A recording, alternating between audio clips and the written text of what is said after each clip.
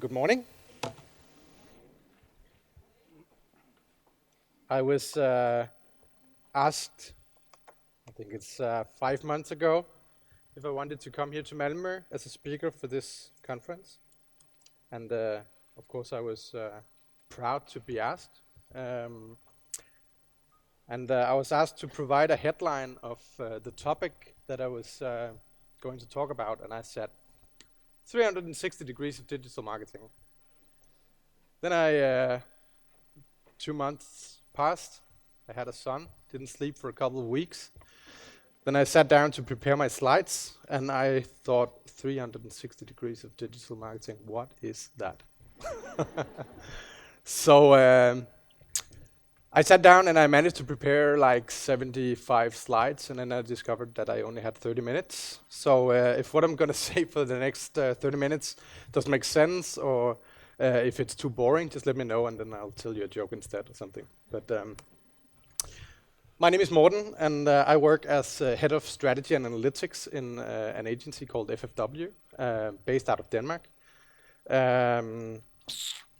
We have offices around the world, a lot of interesting clients, and what I do is I help these clients achieve better results by building digital strategies based on data.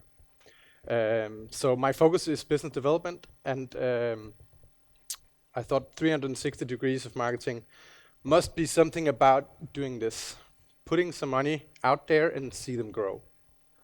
That's what I do for a living. Not bad, seeing money grow.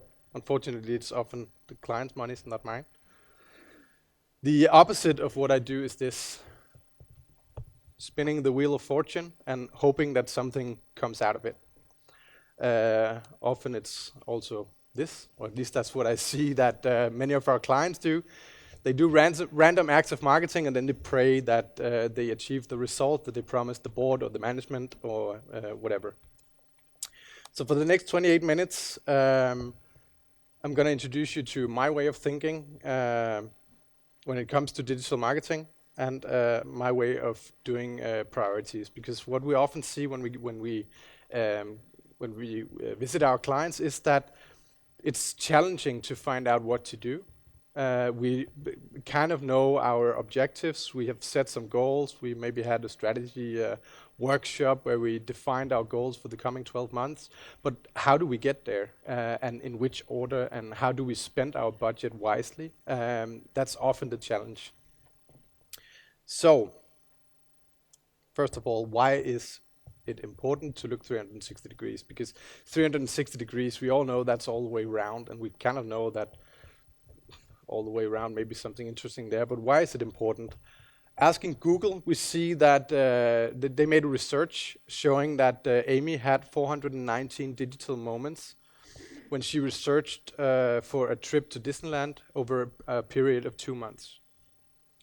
So that involved watching 5 videos on YouTube, 380 web page visits, she did 34 searches, and 87% of all of this happened on mobile.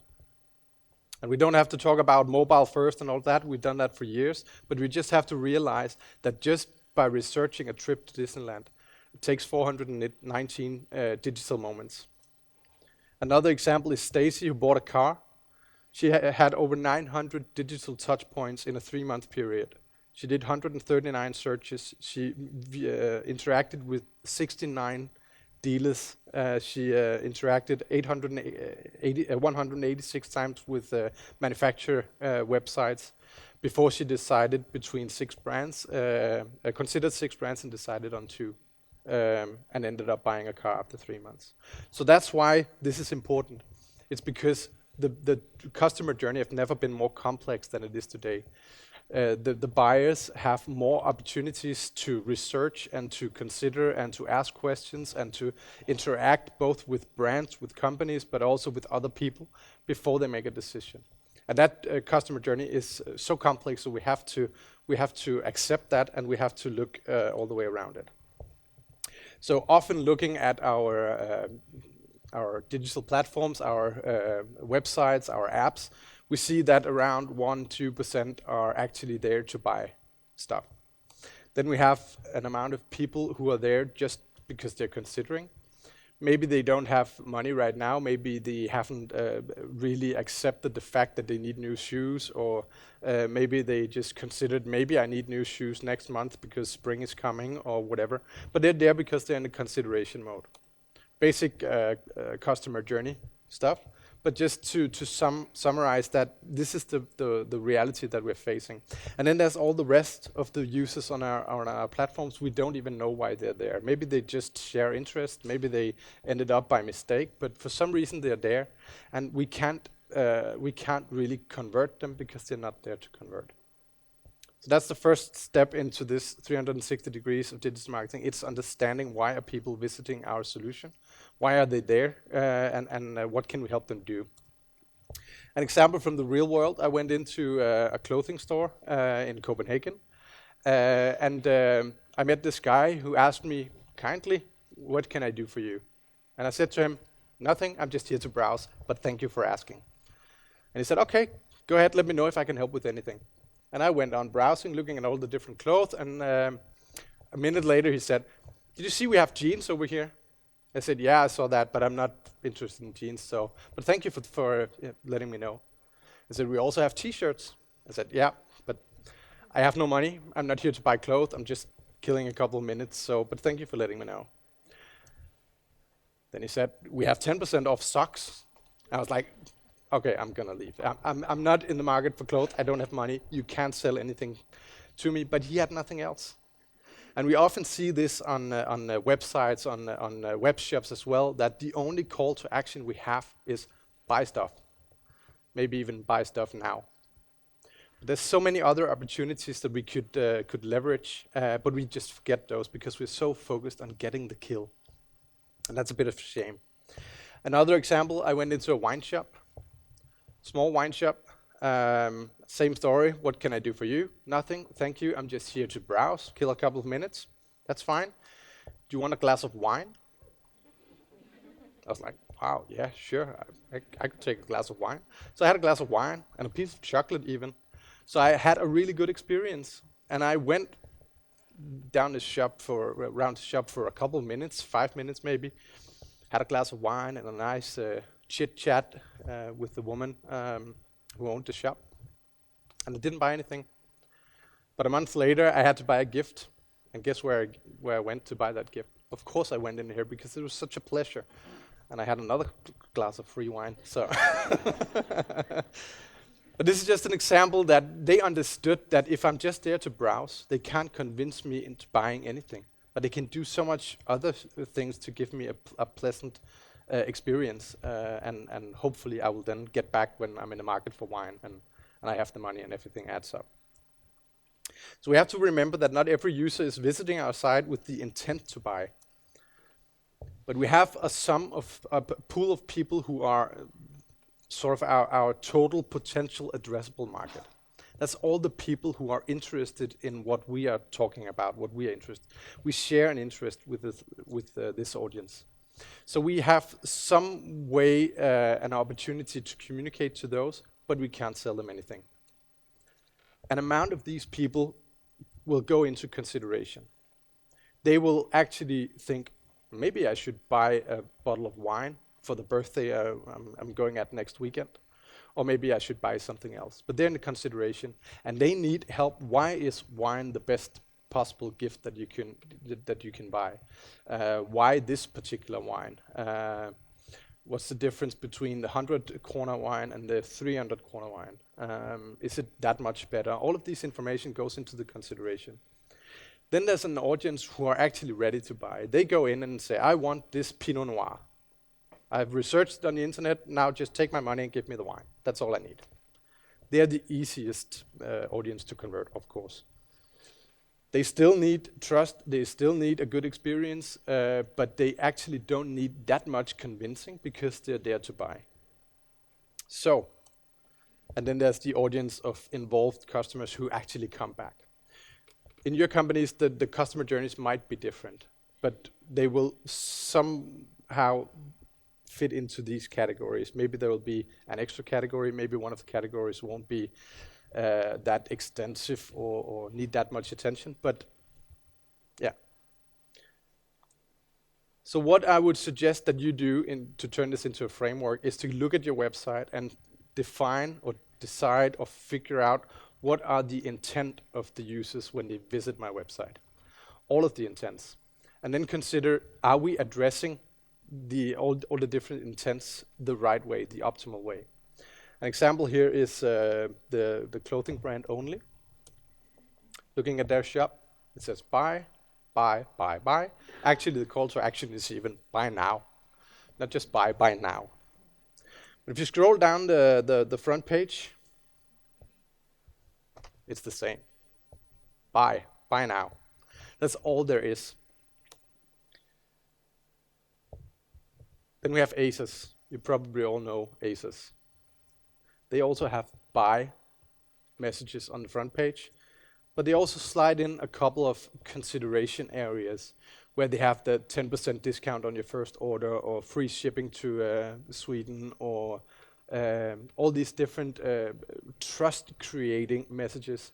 And they have, if we go back, free delivery worldwide even. Scrolling down the page, we see a lot of new content coming up. So here they have actually ASOS Insiders, which is people, bloggers, Instagram people, trying on ASOS clothes, taking a picture of themselves and putting it online. So they basically aggregate the products that they find interesting and present that to the people who are just there to browse. So they actually give a good experience to people, even though they realize that maybe we can't convert you into a buyer right now, but some point down the line, we probably can, because we can get you to come back. So all of this content is content that they create just to make sure that you get a good experience. And of course, there can be different ways of making sure that they retain these users. Another example on ASOS is they have this as seen on me hashtag, where you and I can basically put on clothes, take a picture, publish it to Instagram with a hashtag, and they put it combine it with all the other content on the website.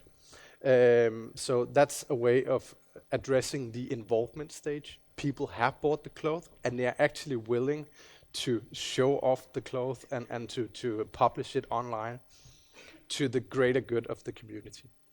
So that's a way of catering to the loyal customers and make sure that that there's a better chance that you will actually buy clothes from ASOS again next time you have money in the bank and a reason to buy clothes.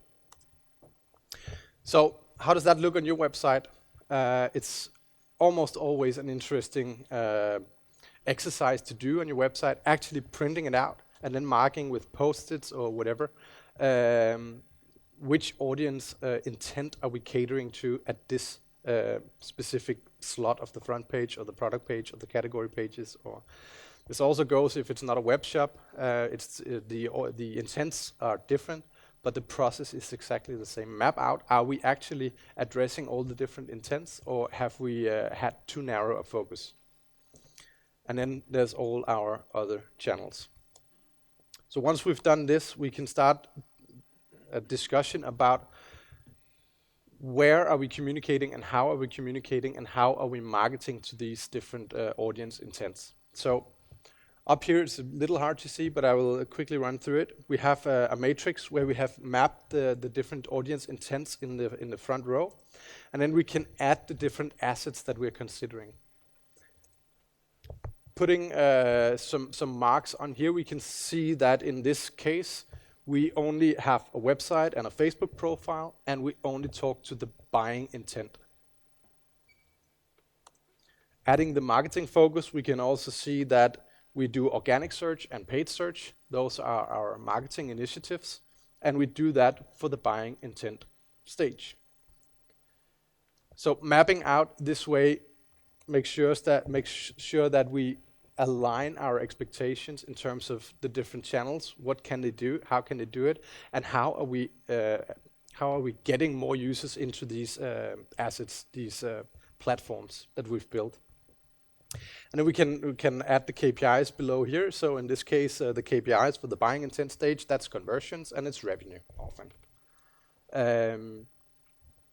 But if we only do this, we're missing out, as we saw, a lot of opportunities. So then we can start mapping out where do we want to go. And that's where we turn this into a framework, because now we can actually have the conversations with management, with our team, with different stakeholders about where do we want to go.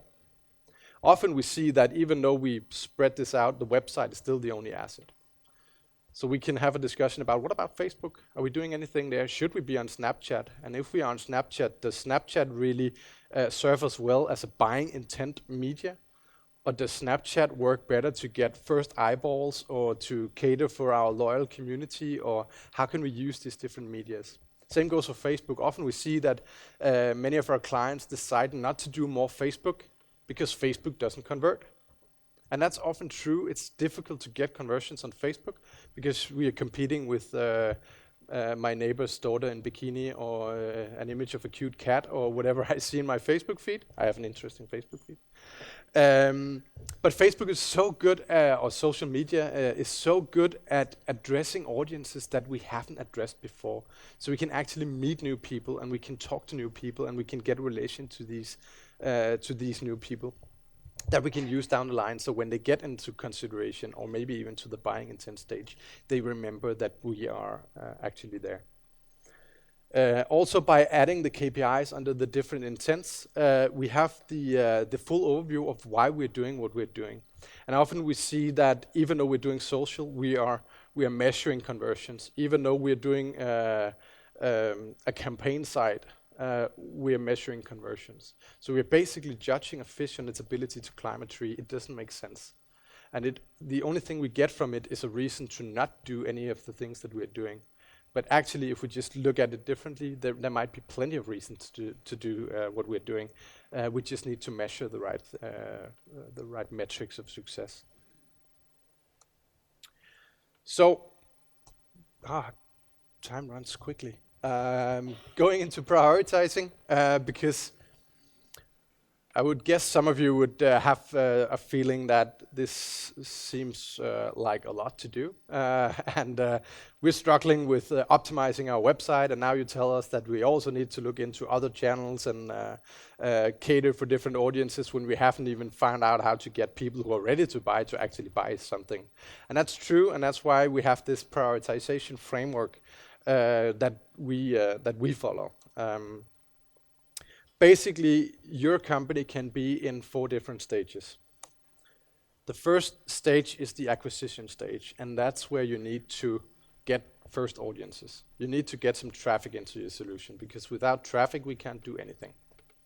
So the first step is get traffic. The next step, this is really dumbing it down, but I will expand on it a bit later. The conversation stage is, once we have some traffic, we get them to do what we actually want them to do. Then we expand our initiatives, and in the end, we cater for retention. We make sure that once people have bought for us, they buy from us again. Putting some activities on here, the first thing we do is we build a basic website, or a basic app, or whatever our preferred media is. We build the platform.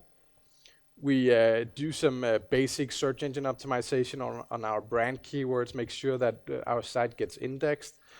We make sure that we measure data about what happens on our platform. We measure the macro outcomes, so that's the buying conversions, or the sign-ups, or whatever our main conversion point is. When we have done that, we can go into the cross-device journey, so we can realize that people also visit on mobile or tablets, and maybe they don't need the same content, maybe they don't need the same functionality, maybe they need something different, maybe they need something to look different, maybe they need something to work differently, but we realize that there's other journeys than just the basic desktop journey. We can also do make sure that our conversion points are linked to our business objectives. So that's where we basically make sure that all the basics for the actual business optimization is in place. Going into conversion, that's where we start optimizing. Many of you have probably worked or heard about conversion rate optimization in terms of split testings, in terms of multivariate testing, or customer journey testing, usability testing, all of that. That goes in here because it doesn't make sense to start optimizing for conversions if we don't have any traffic. We also start measuring the why data because we need that for conversion rate optimization. Before we had the what happened data, now we can also ask what's preventing you from buying today, or if you could change anything on my website, what would that be? Or all of these polls or surveys or focus groups or whatever we can do to get all of this why information gathered so we can use that for conversion optimization. Then we can go into building relations. Now we can start building our email list. We can start asking people to follow us on social and all of that. We could also have done that before, but since most of us have a limited number of resources to put into our digital marketing, doing this too early in the stage would prevent us from doing what's actually closer to the actual sale. So this is a way of saying there's more complex things that we could go into, but it doesn't make sense unless the basics is in place. Expanding this, we go for the micro outcomes. So that's where we ask for the sign-ups, the download our white papers, the sign up for a webinar or whatever. Going into omnichannel, that's where the display ads are, that's where the content marketing lives, that's where offline channels are in play. All of this going into marketing automation, going to measuring customer lifetime value, going further from there into loyalty, one-to-one marketing, all of that. So just to say, what I would suggest for you is to find out where are we today and where do we want to be. Because this also helps us say marketing automation, I'm not ready for it, and that's okay. Customer lifetime value, nowhere near it, and that's okay. Because we're down here, and that's where we are, mature-wise, that's where we are resource-wise, and that's okay. So often I see that people are so focused on personalization. That's the new shiny object. We have to personalize the customer experience. Yeah, you do, if you're ready for it. But there will be things that have to be sorted before. Then once we've done that, define where we are, we can look into what are the actual logical next steps for us. And then we can start prioritizing those. Forget about the rest. We can estimate the cost. We can guesstimate the expected impact. And we can put this into this matrix where we have high impact versus high cost. And then we can find our sweet spot. And if we can't do this ourselves, we can get our digital agency to estimate things for us, or we can hire a consultant to help us estimate the cost or the expected impact.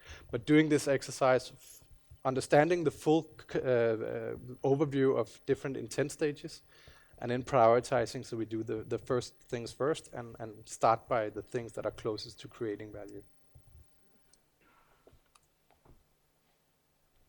That's it for me. Thank you.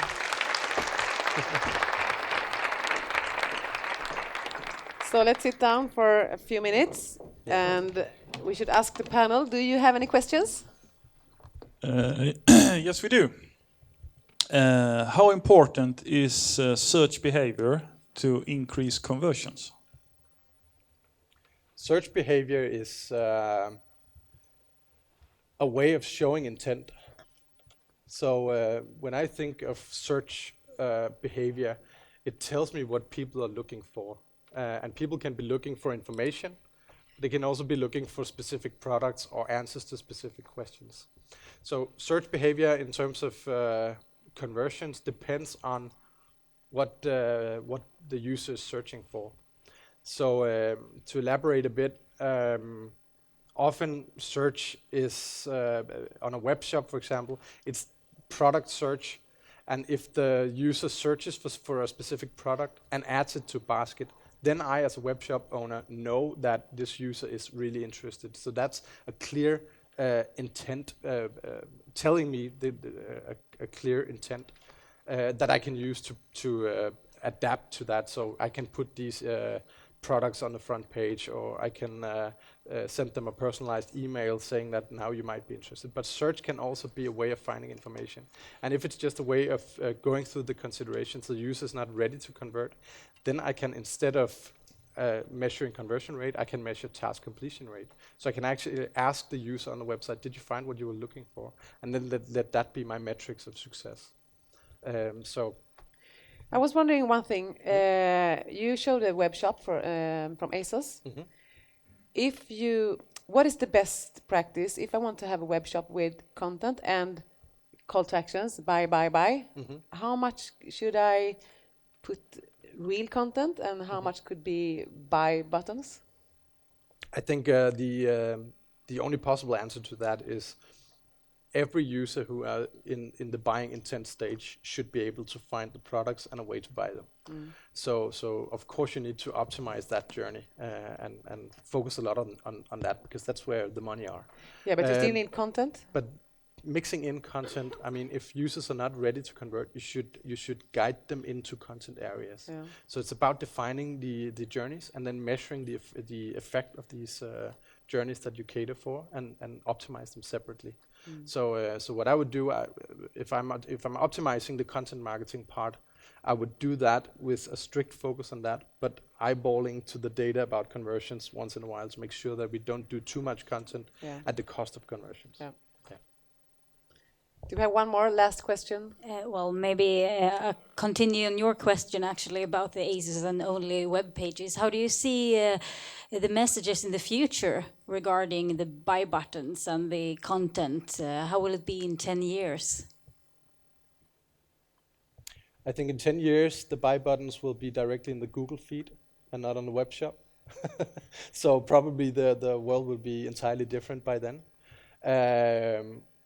I think the buy now button is still important, and we all learned that if we are trying to sell something, we shouldn't be afraid of asking people to buy, and that's okay. And I think the message that I'm coming with is make sure that you do all of it, and make sure that you prioritize, so it's not all the green buy buttons, but also something else. And if I'm not there to buy, make sure that there's something that gives me a good customer experience anyway, because that's the way to get me to come back. And then measure success by its own premises. So if I'm there because I'm just interested in clothing or fashion, let me be interested in fashion, and then measure my likelihood to recommend the site, or my willingness to sign up for a newsletter, and let that be success in itself, instead of trying to force me into converting. Thank you. Okay, do you have one more? Yeah, we have one thing from Twitter here, just to make sure that you see that we are following you there. There is Lotta in the middle here. She's asking if we could maybe get the messages on the screen in the middle as well. So how about that, Mr. Technician? Can we fix that? We will try. Maybe after the break. We will try, maybe. Okay. So, thank you very much, Morten.